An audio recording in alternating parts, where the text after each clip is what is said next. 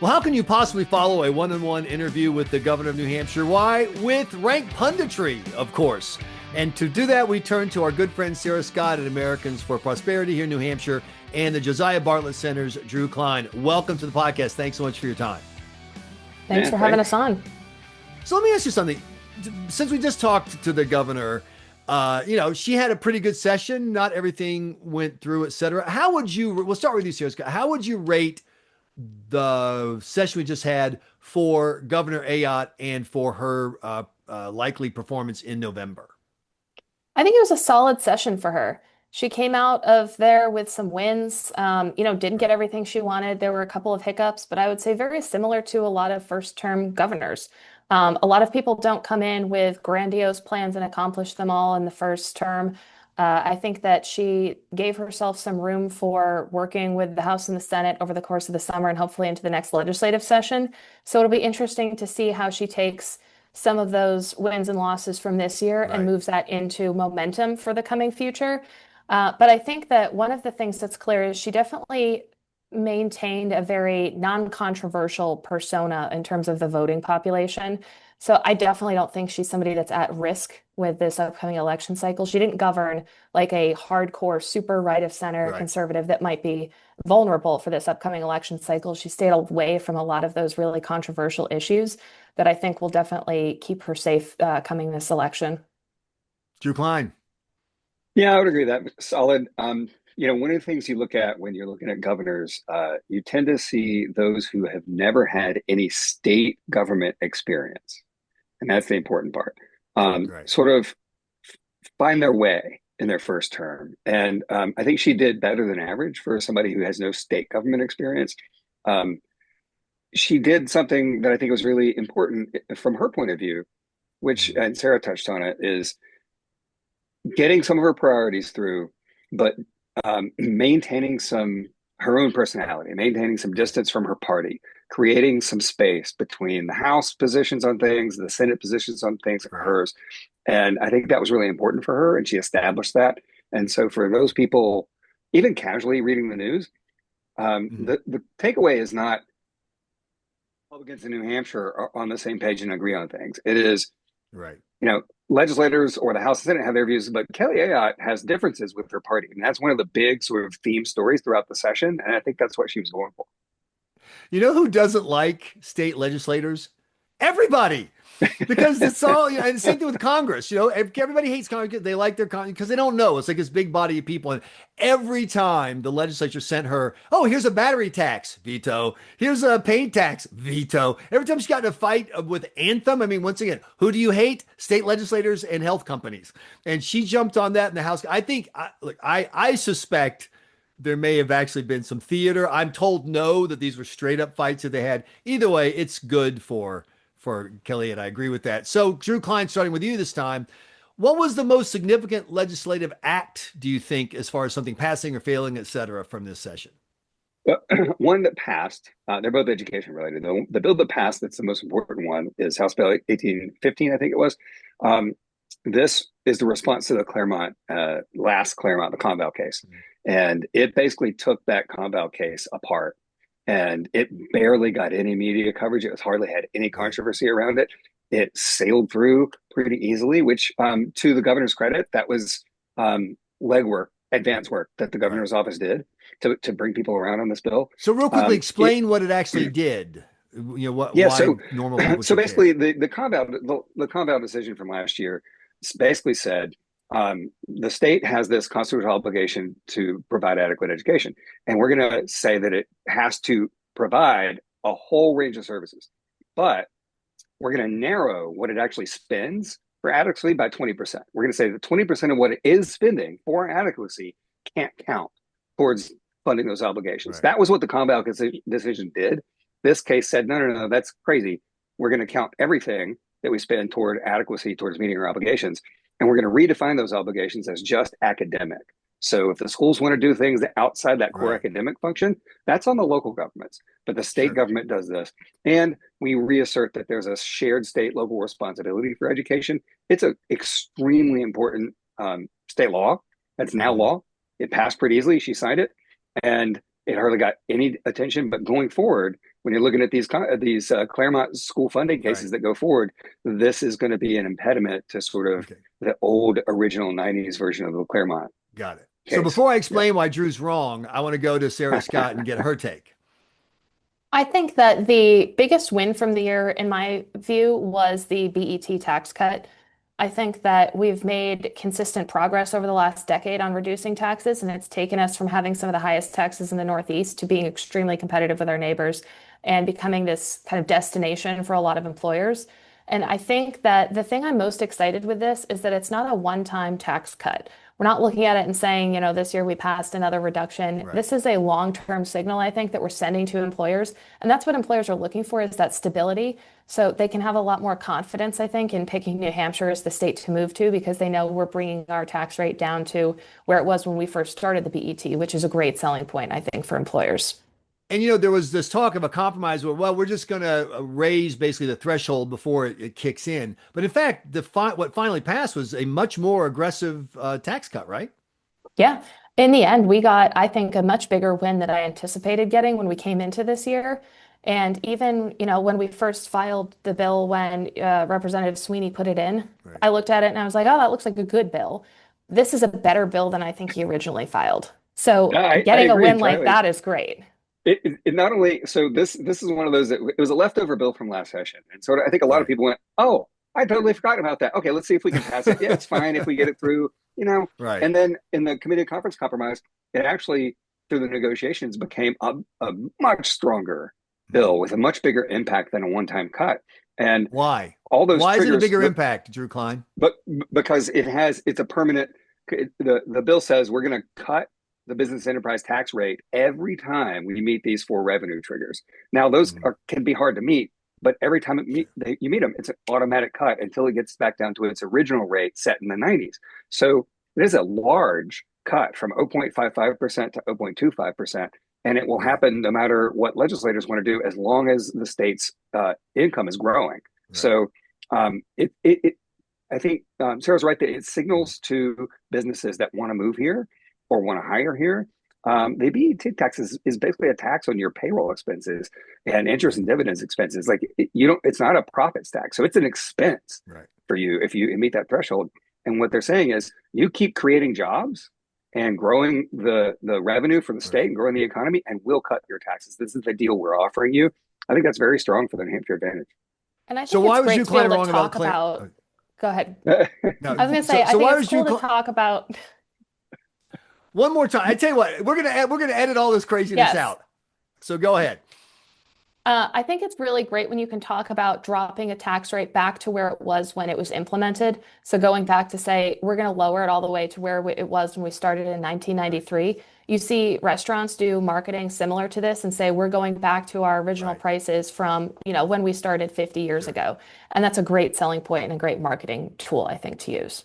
So why Drew Cline was wrong about the Claremont legislation? Well, one is because it's irrelevant because Claremont's going to get struck down. So that bullet is already in the air from the gun. It just hasn't hit the target yet. Second, it missed the real education bill that matters the most, which is the bill that says we're going to have a vote every general election for the next 2 elections on capping your local property taxes. And why is that important? Because as Senator Sharon Carson told New Hampshire Journal this week, this isn't a vote to cap them. It's a vote to give the voters a choice. If they don't want to, totally cool. We get that every community is different, do what they want. It's the fact that it puts property taxes on the ballot, with one partisan side saying, we want you to vote, and the other side saying, no, don't let the taxpayers vote.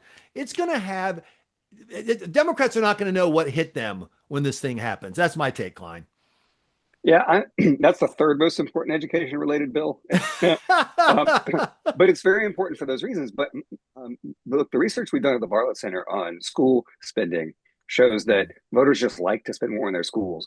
And so I'm skeptical that it's going to have the big impact. It's right, it's going to draw this tax fight out, and that's a positive. Right. But I think it's a 60% threshold. I think a lot of towns, even Republican leaning towns, are going to vote against these caps because they're just going to say, look over, I want to spend more money in schools. Like, that's just an emotional gut reaction. But the second biggest education bill was open enrollment, and that not passing was huge, right? Is that huge good or huge bad? Well, it's it's bad for the kids who are left in a school system that isn't working for them, who want to get out, who can't get an EFA because we've capped the EFAs, right? So, or maybe they don't qualify. So it's bad for that reason. It's leaving thousands of kids probably around the state, stuck. So that's bad. But it gives, I mean, if you're looking at this from a pure political standpoint, right, it gives Republicans something to campaign on. It gives Democrats, honestly, something to campaign on too. So it'll be an issue next fall, and it'll have that conversation, and we'll see. But I think the opportunity to come back with a bill and build consensus from the beginning. So this is a bill where the left, the activists on the left, got out in front of this way before the Republicans did, who were pushing the bill. They set the narrative on it. They were able to kill it by setting that narrative and siphoning some votes on the margins from Republicans. Right. Next time, they're not going to have that advantage. So I suspect the outcome will be different if Republicans maintain the legislature, which is an if. Sarah Scott? So going back to the property tax cap, I do think that's a good win, not even just for the policy itself, but because it gives voters a chance to feel like they're in control. And that's one of the big issues, I think, where voters right now are really concerned about their property taxes, and they just want to feel like they have some say over it. Now, we know that they could show up at town elections and actually vote on this. And it might be true what Drew's saying, that they're going to go and allow for these property tax increases anyways. But I think it's a good selling point to voters that, the Republican caucus can go to a voter and say, we did something about property taxes this year. Now it's up to you. You get to go ahead and make the decision now. And I think that's really big for the voters to be able to feel like there's progress being made. Some of these other transformative changes you don't see as directly, but I think this is one of those that voters will actually recognize. When it comes to open enrollment, I do think that was a really big miss. And Drew is absolutely correct. The other side defined the issue before our side did. And sometimes, they've put out a better PR campaign than we have. They've explained this better to legislators. And they really had a lot of momentum on the ground and people activated too. I don't think our side got out and started talking about the importance of this. I think that over the years, we focused a lot on education choice in general. We've talked a lot about EFAs. We got a lot of people excited about the homeschool deregulation bill this year, which is all great, but we really haven't focused enough on telling people, if you're going to stay in a public school, you still get school choice. And we need to mobilize in support of that, because the reality of the situation is, even though we've passed a lot of great school choice legislation, most students are going to remain in the public school system in some way. Yeah, So and we need to make clear right? that this is something, and we know this from other states that have this, including, it's in Minnesota, it's in California. It strengthens struggling public schools over time. This is what the research shows on this. This is not a bill to hurt public schools. It's not a bill to destroy public schools or defund public schools. You can't have open enrollment defund public schools when 100% of the money stays in public schools. Right. So some of the talking points that helped kill this thing were just factually wrong and knowingly, intentionally wrong. But one of the things that is most interesting, I wrote about this earlier this year for the Bartlett Center, is the Democratic floor leader against the bill, who's Hope Dameron on the Education Committee. And she's an interesting person who really wants to improve public schools. Right. She said during her public debate on this, opposing the bill, she said, I'm not opposed to open enrollment. So conceptually, the open enrollment debate is won. It's over. Both sides are saying, we like the idea of open enrollment, of having options for kids to find other public schools outside of their zip code. We just want to get the details right. Look, having open enrollment fail the way it did is the best outcome, because the fact is Republicans and conservatives had a lot of success, as you pointed out, on education choice. There's so much going on, and doing something that hits every single school. This is not like EFAs where no one knows. How many kids did your school lose? They don't know, 3, 5, 8. But saying to every parent, hey, your school suddenly throwing the doors open. Everyone can come. Everyone can come. That's the kind of thing that makes normal people nervous. They need more time to grasp this. And so what's good is you've had a bunch of information get out. People are going to talk about it. I think it needs at least one more election cycle for the voters to kind of get their heads around it. And well, what are the safeguards? Is my son going to show up one day and suddenly a 200 student middle school is going to have 700 students? What's going on? So I think this is a case where it actually worked out ideally. The conversation has started. And we'll get around to the second thing. And Drew, it pains me to say, you made a great point. Democrats this has been their answer to school choice, has always been, hey, how about open enrollment? We don't need any private schools and parochial schools. We got this going. And so this puts them, if you do it right, in a bind because you're taking them back to what their school choice enrollment was. Let's talk about energy real quick, which I didn't anticipate talking about until I heard Cindy Warmington, the Democratic candidate for governor, say in an interview this week that she's still pushing her green energy approach. She didn't say it's the same plan as before, where she wanted net zero, which is just wildly expensive and it's a political loser. But she did say, the wind blows and the sun shines even when the Strait of Hormuz is closed. And I'm like, the sun doesn't even shine half the time. There's this thing called day and night, and the wind doesn't always blow. And I just think it's fascinating that she is going to continue however far left on that lane, she's going to stay in the left lane. Sarah Scott, is that, energy policy over energy efficiency in New Hampshire a winning position? I definitely don't think so. And I think you're even seeing some of the other governors in the region who have historically been terrible on energy policy starting to embrace more things like nuclear, for example, because I think they're realizing that voters are not responding well to these green energy mandates. And so I think it's an interesting lane to pick, especially in New Hampshire. We've gotten rid of pretty much all of our green energy subsidies and mandates. And so, to go back and to take a step back and say we're going to go that direction now, I don't think it's going to resonate with voters. I think a lot of voters at this point are very open to the idea of advanced nuclear and are looking ahead to, like, how are we going to continue to improve technology for the future? And energy is a huge issue right now, and I think it's going to become even more so. We talk about energy costs over the winter with turning on your heat, but now we're starting to turn on your ACs. This is the first week that I've turned on mine, at least, and I know that my electricity bill at the end of this month is definitely going to be higher because of it. So it brings back this whole conversation. It's not just a conversation when you're filling your tank for, heat over the winter.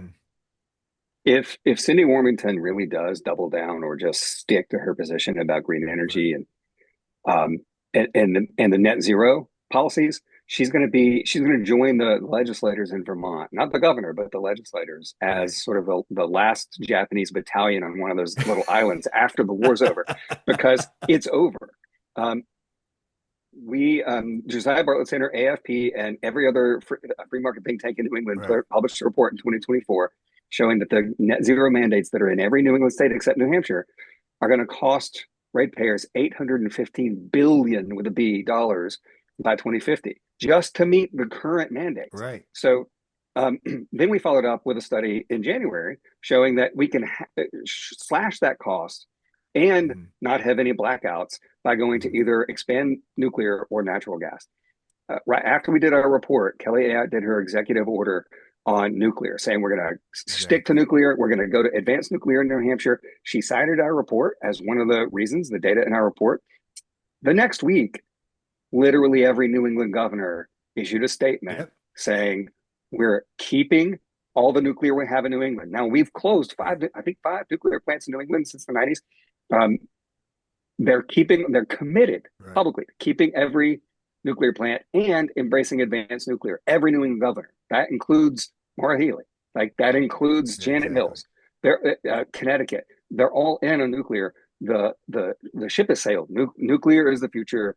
Even every state that has these green energy net zero policies says we're going to do this to go forward with nuclear now, not wind and solar.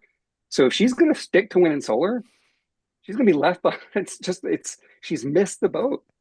Sarah Scott nailed it. The only issue the voters care about when it comes to energy is the cost. That's it. That is when we've polled it several times in NHJournal. What percentage of the state is willing to spend even $10 more a month? It's like 20%. The other 80% say hell no. I'm telling you, the way energy is going right now, if people thought that sprinkling coal on their breakfast cereal would lower their rates, they would eat that. Yum. I mean, it's freaking expensive. It's going the wrong way. And I cannot believe she's doing this. So I just don't know what to say. Speaking of energy, with all of the policy provisions, and you've mentioned several of them, but they're across the board having to do with nuclear and with what happens to the revenue from Reggie, et cetera.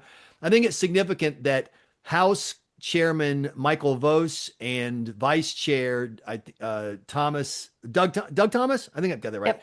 The they're two real leaders on the issues. Vose, I mean, I think the guy just like spends all day just studying energy policy. They're both choosing to not run for re-election. Sarah Scott, I think that's a big deal. I think there aren't, energy is a complicated topic. It's not like a lot of other stuff the average person can just easily grasp. You got to get in the weeds.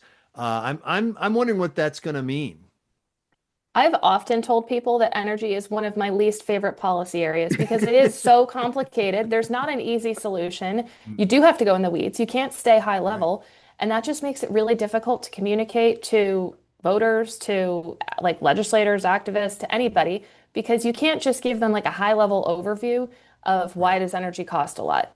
You really do have to get into the complexities of this. And there's no one big bill that we can pass and solve the energy crisis in New Hampshire. And so, with that, we really do rely on these legislators to dive deep into the weeds here and become the experts and communicate that to the rest of the caucus. And I think that largely, the two of them have been around for so many years and are seen as those respected figures that when they talk about energy policy, people trust in the legislature. They trust that they know what they're talking about here. And there's going to be a huge vacuum, I think, there. Definitely a big loss. And it's one of the issues that I think is going to become more and more important over the next, 4 or 5 years. So I don't think we even necessarily have a great bench to draw from. Sometimes, we have somebody retiring, like Carol McGuire. Carol McGuire is going to be a huge loss in the legislature. Absolutely. But she's definitely lined up people that are coming in to fill her void. You look at Erica Leon took over her committee this session and has done a fantastic job with it. We're still going to miss Carol for sure, but we're not going to have that same vacuum like we are on energy policy. Yeah, I think Vos is a particular loss because he Yeah. understood it in real depth, but he could explain it to lay people pretty clearly, Right. and that's a really that's valuable. When you get these, when you've been around a little while and you develop expertise in your field, as a legislator, that's enormously important. That's a lot of value added in these debates, and it's a loss. And these issues are so complex that it's hard to train people up. So we got to look for like somebody's gonna have to train up Keith Hammond even more and say, look, you're gonna have to do this because it's hard to think of he's so other busy people with who can get crypto it. though. So these guys crypto. So let's wrap up with this. Speaking of other people aren't running, so people were surprised when NHJournal reported that former state senator Donna Soucy will not be running against Victoria Sullivan. A gentleman who we got a chance to meet, Leonard Bell of Manchester, is going to be the candidate against Victoria Sullivan. He's a new person. I don't think he's ever run for office against previously. Certainly has not run recently. And what that says to me, Sarah Scott, this says that Democrats just are not. They don't think that a majority in the state Senate is on the table unless it's just a crazy wave year. Because compared to districts, Senator Tim Mague's seat, which is going to be very competitive. Shannon Chandley has won it and lost it, and won it and lost it. And obviously, Senator Magoo has widely publicized issues. And so that's a definite possible pickup for Democrats. But the other seat you've got to pick up if you're hoping to get to 13 in the Senate has got to be that Manchester district that Donna Soucy held for so many years. The fact that, and once again, I don't know Mr. Bell. I'm not prejudging him as a candidate. Who knows? He could be the next Bill Clinton. But, having a first timer, no name ID, whatever, kind of a Jessica Spillers kind of candidate, I think it's a sign that the Democrats have already said, look, we don't know what else is going to happen. The House is always, it rides the wave. But we're not going to have a governor or a state Senate in 2028.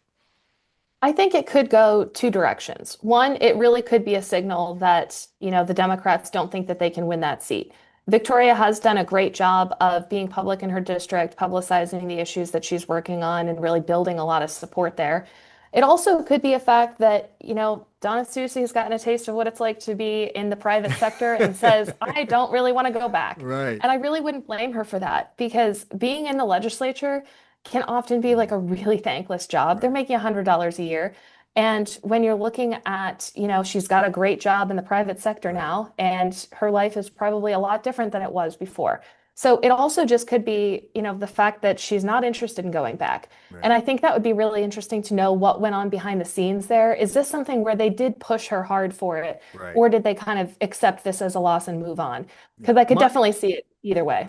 Exactly. My big point, Drew Klein, is that it's from the standpoint of taking the Senate. I mean, Bobby Bowdman, who just won a special election, she's been in the House for like 7 minutes. She's running as the state Senate pick. That's what they got. The candidate running against Senator Innes, which is another seat that's not, I mean, it's not super competitive, but it's not off the table. They don't, there are not a lot, there's one Shannon Shandley, I'll put it that way. There's one. Wow, that's a real competitive candidate. They got to pick up, they're at 6, no, 8. They're at 8 now, right? So they need 5. And I see one candidate who's like a strong candidate. I think they're struggling. And it's an interesting question in a year where Trump's in the White House, his approval ratings are low. It's a midterm. You would think every Democrat who wants to win something will be running. I'm looking at the field of Democratic candidates at the state level, and it's just not impressive.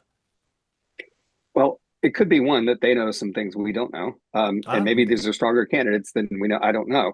But it is surprising. You would assume that a Democratic tide of some height is baked into this year, right? So then, if that's the case, you're going to want to pull somebody with name ID, pull an alderman in Manchester, like pull a school board member, pull somebody who's got some cachet and name ID built in already.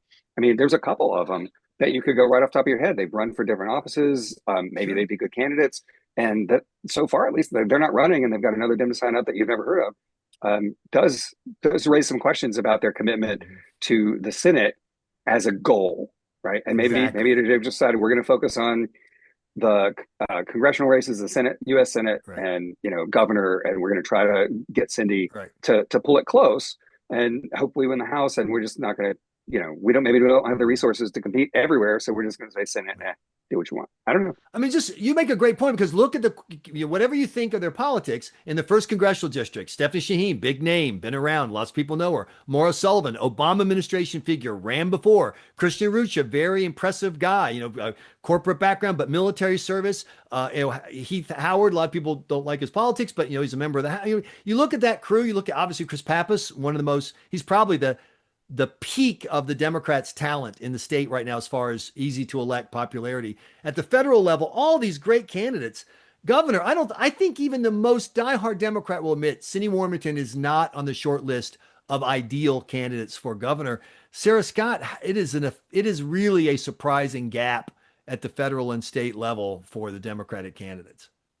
I think we don't often talk about the executive council, but in a way, I feel like the Democratic Party has already given up on the executive council. Absolutely. We haven't seen a lot of strong candidates there running for seats the last couple of election cycles, and that wasn't really something we've talked about at all.